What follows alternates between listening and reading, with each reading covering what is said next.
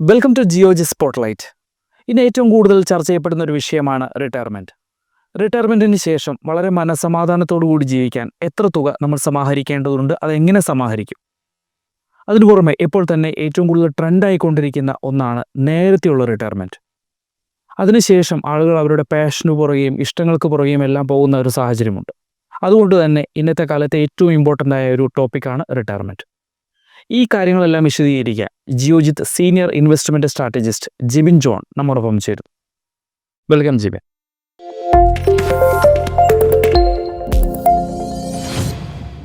ജിബിൻ, ഇന്ന് പല ആളുകളും ആഗ്രഹിക്കുന്ന ഒരു പ്രധാനപ്പെട്ട കാര്യമാണ് വളരെ കൃത്യമായൊരു റിട്ടയർമെൻറ്റ് പ്ലാൻ. നല്ലൊരു കോർപ്പസ് ഉണ്ടാക്കണം, റിട്ടയർമെൻറ്റിന് ശേഷം വളരെ മനസമാധാനത്തോടു കൂടി ജീവിക്കണം എന്നുള്ള ഈ കാര്യങ്ങളെല്ലാം. അപ്പോൾ ഒരാൾ റിട്ടയർമെൻറ്റിന് വേണ്ടി എപ്പോൾ മുതൽ പണം സേവ് ചെയ്ത് തുടങ്ങണം? റിട്ടയർമെൻറ്റ് പ്ലാൻ നമ്മൾ സ്റ്റാർട്ട് ചെയ്യുന്നത് എപ്പോഴും യങ്ങർ സ്റ്റേജിൽ തന്നെ സ്റ്റാർട്ട് ചെയ്യണം എന്നുള്ളതാണ്. ഒരാളുടെ കരിയർ സ്റ്റാർട്ട് ചെയ്യുന്നത് ഇപ്പോൾ 27-ാമത്തെ വയസ്സിലോ 30-ാമത്തെ വയസ്സിലോ ഒക്കെ ആയിരിക്കും. പിന്നീട് ആൾ വർക്ക് ചെയ്യുന്ന ഒരു പീരീഡ് എന്ന് പറഞ്ഞാൽ 55 to 60 ഏജ് വരെ റിട്ടയർമെൻറ്റ് പീരീഡായിട്ട് മീൻസ് വർക്കിംഗ് പീരീഡായിട്ടുണ്ടാകും. അപ്പോൾ ഇതിൻ്റെ അകത്തൊരു പീരീഡ് എന്ന് പറയുന്നത് ഇപ്പം 27 തൊട്ട് 55 വരെ വരുമ്പോഴത്തേക്ക് ഏകദേശം 28 വർഷത്തോളം അയാൾ വർക്ക് ചെയ്യുന്നുണ്ട്. അതിനുശേഷം ഒരു 80 വയസ്സിലെ പീരീഡ് വരെ ഇയാൾക്കൊരു ഇൻകം കിട്ടണം എന്നുള്ള ഇതാണെങ്കിൽ അനദർ 25 ഇയേഴ്സും കൂടെ പിന്നെയും ഇയാൾക്ക് ഇൻകം വേണ്ടി വരുന്നുണ്ട്. അതായത് ഇയാൾ വർക്ക് ചെയ്ത അത്രയും കാലം തന്നെ വീണ്ടും പോസ്റ്റ് റിട്ടയർമെൻറ്റ് പീരീഡ് എന്ന് പറഞ്ഞൊരു പീരീഡ് നിലനിൽക്കുന്നുണ്ട്. അപ്പോൾ ഇയാൾക്ക് ആ പീരീഡിലേക്കുള്ളൊരു ഫണ്ട് കോർപ്പസ് ക്രിയേറ്റ് ചെയ്യേണ്ട ഒരു ആവശ്യമാണ് മെയിനായിട്ട് വരുന്നത്. ഇതിന് വേണ്ടിയിട്ട് ഇയാൾ ഇൻവെസ്റ്റ് ചെയ്ത് സ്റ്റാർട്ട് ചെയ്യേണ്ടത് കഴിയേണ്ട ബിഗിനിങ് തൊട്ട് സ്റ്റാർട്ട് ചെയ്തെങ്കിലാണ് ഇയാൾക്ക് ആ ഒരു ഉദ്ദേശിക്കുന്ന രീതിയിലുള്ള സ്റ്റാൻഡേർഡ് ഓഫ് ലിവിങ്ങിലുള്ള ഒരു ഇൻകം ഒരു കോർപ്പസ് ക്രിയേറ്റ് ചെയ്യാൻ പറ്റത്തുള്ളൂ. അപ്പോൾ ഇതിനകത്ത് മെയിനായിട്ടുള്ളൊരു കാര്യം എന്ന് പറഞ്ഞിട്ടുണ്ടെങ്കിൽ ഇവർക്ക് 27 അല്ലെ 25 ഇയേഴ്സിലേക്ക് ഒരു ഇൻവെസ്റ്റ്മെൻറ്റ് പീരീഡ് ഉണ്ടെങ്കിൽ അവർക്കൊരു 2 CR ഒക്കെ ക്രിയേറ്റ് ചെയ്യാൻ വേണ്ടിയിട്ട് ഒരു എക്സാമ്പിൾ പോലെ പറഞ്ഞാൽ 10,000 ആണ് ഇൻവെസ്റ്റ് ചെയ്യേണ്ടതെങ്കിൽ പെർ മന്ത് ഇൻവെസ്റ്റ് ചെയ്യേണ്ടതെങ്കിൽ ദെൻ എന്താ പറയുക 5 ഇയർ കഴിയുമ്പോഴത്തേക്ക് അത് നേരെ ഇരട്ടിയാകും. അതായത് 20,000 ഒക്കെ വേണ്ടി വന്നേക്കാം. അപ്പോൾ അത്രയും ഡിഫറൻസ് വരും. അപ്പോൾ അതുകൊണ്ട് കരിയറിൻ്റെ തുടക്കത്തിൽ തന്നെ റിട്ടയർമെൻറ്റിനോ അല്ലെങ്കിൽ ഏത് ഗോളിനാണെങ്കിലും അത് ചെയ്യണം. റിട്ടയർമെൻറ്റിനാണെങ്കിൽ ഇത്രയും ലോങ്ങർ പീരീഡിലേക്ക് ആയതുകൊണ്ട് കരിയറിൻ്റെ തുടക്കത്തിൽ തന്നെ ചെയ്യുന്നതാണ് ഏറ്റവും മെച്ചം. ഇത്രയും നേരത്തെ തുടങ്ങുന്ന അത്രയും നല്ലത്. അത്രയും നേരത്തെ തുടങ്ങുന്ന അത്രയും നല്ലത്. ഇന്നത്തെ കാലത്ത് നമ്മുടെ എക്സ്പെൻസ് വളരെയധികം കൂടുതലാണ്. പ്രത്യേകിച്ച് മെഡിക്കൽ എക്സ്പെൻസ്, നമ്മുടെ മറ്റുള്ള എല്ലാ കാര്യങ്ങളും നോക്കിയാലും വളരെയധികം ചിലവുണ്ട്. ഈ ഒരു സാഹചര്യത്തിൽ റിട്ടയർമെൻറ്റ് കോർപ്പസ് എത്രയായിരിക്കണം? ആക്ച്വലി റിട്ടയർമെൻറ്റിനായിട്ട് ഒരു കോർപ്പസ് ക്രിയേറ്റ് ചെയ്യുന്നത് അവരുടെ ഓരോ വ്യക്തികളുടെയും ലിവിങ് സ്റ്റാൻഡേർഡ് അനുസരിച്ചാണ്. അവരുടെ സ്റ്റാൻഡേർഡ് ഓഫ് ലിവിങ് എത്രത്തോളം വരുന്നു എന്നുള്ളത്. ഫോർ എക്സാമ്പിൾ പറഞ്ഞിട്ടുണ്ടെങ്കിൽ ഒരു 50,000 ഇൻകം ഉള്ള ഒരാൾക്ക് 25,000 ഒക്കെ ആയിരിക്കും അയാളുടെ ഒരു എക്സ്പെൻസ് എന്ന് അസ്യൂം ചെയ്യുക. അതേസമയം ഒരു 1 lakh ഉള്ള ആൾക്ക് നേരെ ഇരട്ടിയാക്കാം, അല്ലെങ്കിൽ ഒരു 60,000 75,000 ആകാം അയാളുടെ ലിവിങ് എക്സ്പെൻസ് എന്ന് പറയുന്നത്. അപ്പോൾ അവരുടെ ലിവിങ് സ്റ്റാൻഡേർഡ് ഏത് നിലയിൽ നിൽക്കുന്നോ അതിനനുസരിച്ചുള്ള ഒരു എമൗണ്ട് ആയിരിക്കും അയാൾക്ക് പോസ്റ്റ് റിട്ടയർമെൻറ്റ് പീരീഡിലും വേണ്ടി വരിക. അതായത് റിട്ടയർമെൻറ്റിന് ശേഷവും ഇയാൾക്ക് വിരമിച്ച ശേഷമൊക്കെ വേണ്ടി വരുന്നത്. ഈ തുകയ്ക്ക് വേണ്ടി ആയിരിക്കണം ഇയാൾ സമാഹരിക്കേണ്ടത്. ഇതിന് വേണ്ടിയിട്ട് ഉള്ള ഒരു കോർപ്പസ് കാൽക്കുലേറ്റ് ചെയ്തെടുക്കുകയാണ് അതിൻ്റെ. ഇതിനകത്ത് പീരീഡ് എന്ന് വെച്ചിട്ടുണ്ടെങ്കിൽ ഈ പറഞ്ഞ പീരീഡിലേക്കുള്ള ഇൻഫ്ലേഷൻ നമ്മൾ കൺസിഡർ ചെയ്യണം. ആ ഇൻഫ്ലേഷനോട് കൺസിഡർ ചെയ്തിട്ടുള്ള ഒരു തുകയായിരിക്കണം ഇയാൾ അക്യുമുലേറ്റ് ചെയ്യേണ്ടത്. നമുക്കൊരു ഒരു സ്പെസിഫിക് എമൗണ്ട് പറയാനായിട്ട് ഇവിടെ ഉണ്ടാവില്ല. ജിബിൻ, ഏർലി റിട്ടയർമെൻറ്റിനെ കുറിച്ച് വളരെയധികം ചർച്ചകൾ നടക്കുന്ന ഒരു സമയമാണ്. നേരത്തെ റിട്ടയർ ചെയ്തതിന് ശേഷം ഒരുപക്ഷെ അവരുടെ പാഷന് പുറകെയും അവരുടെ ഇഷ്ടങ്ങൾക്ക് പുറകെയൊക്കെ പോകുന്ന ആളുകളുടെ എണ്ണം വളരെയധികമാണ്. അതുകൊണ്ട് തന്നെ എപ്പോഴാണ് ഒരാൾക്ക് അനുയോജ്യമായ റിട്ടയർമെൻറ്റ് ഏജ്? റിട്ടയർമെൻറ്റ് പീരീഡ് നമുക്ക് എപ്പോഴും ഫിക്സ് ചെയ്യാം. നമുക്ക് ഉടൻ തന്നെ റിട്ടയർ ചെയ്യണമെങ്കിൽ റിട്ടയർ ചെയ്യാം. അതില്ലെങ്കിൽ നമ്മൾ 50 വയസ്സ് 55 വയസ്സിൽ 65 വയസ്സിൽ എവിടെ വേണമെങ്കിലും നമുക്ക് റിട്ടയർ ചെയ്യാം. ഇവിടെ പ്രധാനപ്പെട്ട കാര്യം എന്താ വെച്ചാൽ ആഫ്റ്റർ റിട്ടയർമെൻറ്റ് നമുക്ക് സമാധാനത്തോടു കൂടി, ആദ്യം പറഞ്ഞ പോലെ തന്നെ സമാധാനത്തോടു കൂടി ജീവിക്കാനുള്ള ഫണ്ട് നമ്മുടെ അടുത്ത് ഉണ്ടാവുമെന്നുള്ളതാണ്.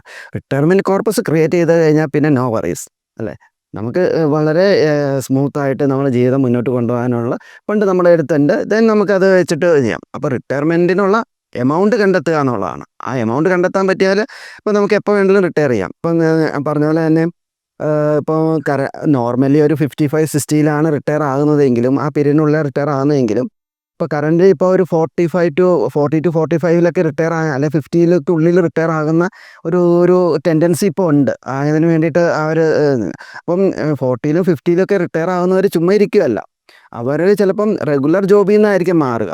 അവരുടെ പാഷൻ അനുസരിച്ച് അവർ മുന്നോട്ട് കൊണ്ടുപോകുന്ന രീതിയാണ് വരുന്നത്. അപ്പോൾ അങ്ങനെ ചെയ്യുമ്പോൾ എന്താ എന്ന് വെച്ചാൽ അവർക്കൊരു ചെറിയൊരു ഇൻകം അതിനകത്തുനിന്ന് വരുന്നുണ്ടാകാം.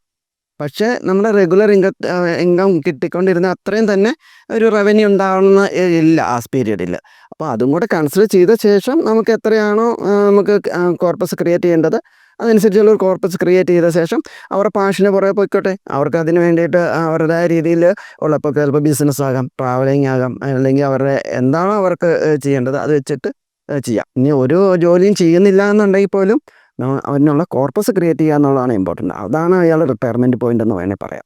ഇന്നത്തെ കാലത്ത് കടബാധ്യതകളില്ലാത്ത ആളുകളിൽ ഒരു പക്ഷേ ഹോം ലോൺ ആയിരിക്കാം, അല്ലെങ്കിൽ വെഹിക്കിൾ ലോൺ ആയിരിക്കാം, ഏതെങ്കിലും ഒരു കടം ഇല്ലാത്ത ആളുകൾ വളരെയധികം കുറവായിരിക്കും. അതുകൊണ്ട് തന്നെ ഈ റിട്ടയർമെൻറ്റിന് മുൻപ് നമ്മൾ എല്ലാ കടബാധ്യതകളും തീർക്കേണ്ടതുണ്ട്. ആദ്യം പറഞ്ഞ ഒരു പോയിന്റുള്ളൂ, മനസ്സമാധാനം എന്നുള്ളത്. കട എപ്പോഴും നമുക്ക് സമാധാനക്കേടാണ് അല്ലേ. അതെ. അതുകൊണ്ട് തന്നെ നമുക്ക് റിട്ടയർമെൻറ്റ് പീരീഡിൽ തീരെ ലയബിലിറ്റി ഇല്ലാതിരിക്കുന്നത് തന്നെയാണ് നല്ലത്. വേറൊരു ഇതിനകത്ത് കാര്യം എന്ന് വെച്ചാൽ റിട്ടയർമെൻറ്റിന് വേണ്ടി നമ്മളൊരു കോർപ്പസ് ക്രിയേറ്റ് ചെയ്യുന്നുണ്ട്. റിട്ടയർമെൻറ്റ് വെച്ച് ക്രിയേറ്റ് ചെയ്ത കോർപ്പസ് മെയിനായിട്ടും നമ്മൾ ഇൻവെസ്റ്റ് ചെയ്യുക എന്ന് പറഞ്ഞാൽ റിസ്ക് ഫ്രീ ആയിട്ടുള്ള ഇൻവെസ്റ്റ്മെൻറ്റ്സ്. അതായത് നമുക്ക് ഒരു 6 to 7% ബാങ്ക് FDയോ അങ്ങനെയുള്ള ഇതിലേക്കായിരിക്കും കൂടുതലായിട്ട് ഇൻവെസ്റ്റ്മെൻറ്റ് ചെയ്യുക. അപ്പോൾ അതിനുള്ള റിട്ടേൺ എന്ന് പറയുന്നത് ഒരു 6 to 7% ആയിരിക്കും.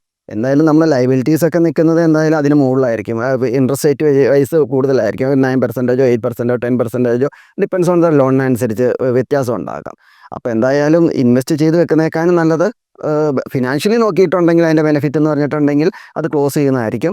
അല്ലാതെ മറ്റ് കാര്യങ്ങൾ നോക്കിയിട്ടുണ്ടെങ്കിൽ സമാധാനം അങ്ങനെയുള്ള നോക്കിയിട്ടുണ്ടെങ്കിലും നേരത്തെ ക്ലോസ് ചെയ്യുന്നതായിരിക്കും നല്ലത്. എന്തായാലും റിട്ടയർമെൻറ്റ് പീരിയഡിൽ ലയബിലിറ്റി മുന്നോട്ട് കൊണ്ടുപോകുന്നത് ഒരു നല്ല ഹെൽത്തി ഫിനാൻഷ്യൽ പൊസിഷൻ ആയിരിക്കില്ല. മെഡിക്കൽ എക്സ്പെൻസിനെ കുറിച്ച് നമ്മൾ നേരത്തെ സംസാരിച്ചു. ഈ റിട്ടയർമെൻറ്റിന് ശേഷം അവരുടെ മെഡിക്കൽ ചെക്കപ്പുകൾ, മെഡിക്കൽ എക്സ്പെൻസസുകൾ, ഇതൊക്കെ നമ്മൾ എങ്ങനെയായിരിക്കാം മീറ്റ് ചെയ്യേണ്ടത്? അതിനുള്ള എന്തെല്ലാം കാര്യങ്ങളാണ് ചെയ്യേണ്ടത്? ഹെൽത്ത് ഇൻഷുറൻസ് ആണ് മെയിനായിട്ടുള്ള ഒരു ഓപ്ഷൻ എന്ന് പറഞ്ഞിട്ടുണ്ടെങ്കിൽ അത് 2 രീതിയുണ്ട്.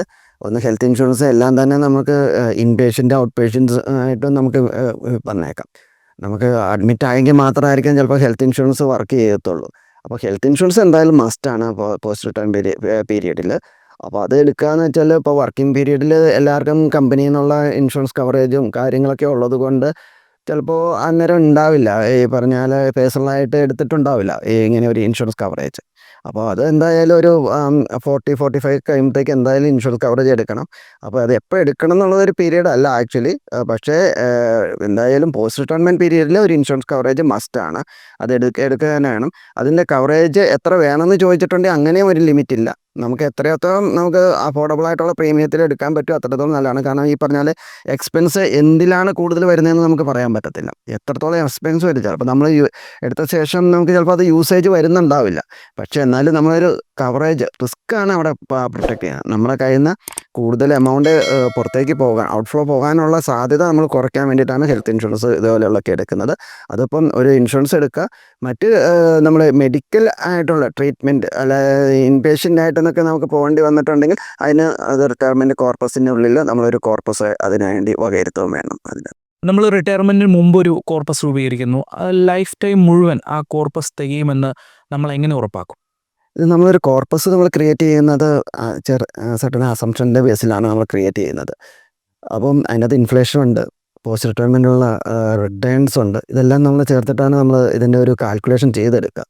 അപ്പോൾ അത് എത്രത്തോളം നിങ്ങൾക്ക് കഴിഞ്ഞാൽ നമ്മൾ പ്ലാൻ ചെയ്ത് വെച്ചുകൊണ്ട് മാത്രം നമ്മൾ ആ കോർപ്പസ് എൻ്റെ കാലം ഉണ്ടാവുമെന്ന് ഉറപ്പില്ല.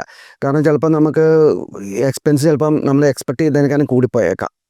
ഇൻഫ്ലേഷനോ എന്തെങ്കിലും കാരണത്താൽ ഇന്നത്തെ തന്നെ വിലക്കയറ്റം എന്ന് പറഞ്ഞാൽ ചില ഐറ്റംസിനൊക്കെ നമ്മൾ പ്രതീക്ഷിക്കാത്ത രീതിയിലുള്ള വിലക്കയറ്റമാണ്. അതാണ് ഇവർ കൂടുതലായിട്ട് യൂസ് ചെയ്യുന്നതെങ്കിൽ ചിലപ്പോൾ ഇവരുടെ ബജറ്റിൽ തന്നെ അത് ബാധിച്ചേക്കാം. അപ്പം പോസ്റ്റ് റിട്ടയർമെൻറ്റ് വിരമിച്ച ശേഷവും ഈ പറഞ്ഞ അതിനകത്തൊരു ചെറിയൊരു പ്ലാനിങ്ങും ഒരു ബഡ്ജറ്റിങ്ങൊക്കെ ഉണ്ടെങ്കിലേ ഇത് നമുക്ക് എൻ്റയർ പീരീഡിലേക്ക് മുന്നോട്ട് കൊണ്ടുപോകാനായിട്ട് സാധിക്കുകയുള്ളൂ. അതെങ്ങനെ ചെയ്യാം? എന്താണ് അതിൽ ശ്രദ്ധിക്കേണ്ട കാര്യങ്ങൾ എന്തോ? ഇതിനകത്ത് നമ്മൾ ബഡ്ജറ്റ് നമ്മളൊരു എക്സ്പെൻസ് നമ്മൾ ഓൾറെഡി പറഞ്ഞിട്ടുണ്ട്, നമ്മൾ കണ്ടുപിടിച്ചിട്ടുണ്ടാവും അല്ലേ. അതിന് നമുക്ക് ഫ്യൂച്ചറിലേക്ക് നമുക്ക് എത്ര വേണ്ടി വരും, അതിൻ്റെ ഇൻഫ്ലേഷൻ അഡ്ജസ്റ്റ് ചെയ്തിട്ട് നമുക്ക് എത്ര എമൗണ്ട് ഓരോ മാസവും സ്പെൻഡ് ചെയ്യേണ്ട ഒരു എമൗണ്ട് നമ്മൾ കണ്ടിട്ടുണ്ട്.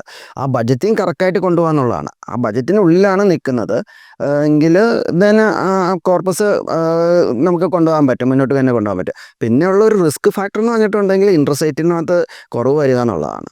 ഓക്കെ, ഇൻട്രസ്റ്റ് റേറ്റിനകത്ത് കുറവ് വന്നിട്ടുണ്ടെങ്കിൽ നമുക്ക് അതിനനുസരിച്ച് നേരത്തെ വേണമെങ്കിൽ ബ്ലോക്ക് ചെയ്യാം. നമുക്ക് എന്തെങ്കിലും 6%-ലൊക്കെയുള്ള റിട്ടേണോ നമ്മൾ എക്സ്പെക്ട് ചെയ്ത റിട്ടേൺ അനുസരിച്ച് ഒരു 10 ഇയേഴ്സിലേക്കൊക്കെ നമുക്ക് വേണമെങ്കിൽ FDs ഒക്കെ ഇട്ട് നമുക്ക് വേണമെങ്കിൽ അതിനെ പ്രൊട്ടക്റ്റ് ചെയ്യാം ഒരു പരിധി വരെ.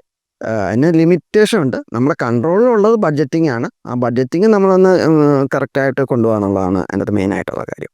Okay, thank you Jimin, thank you very much.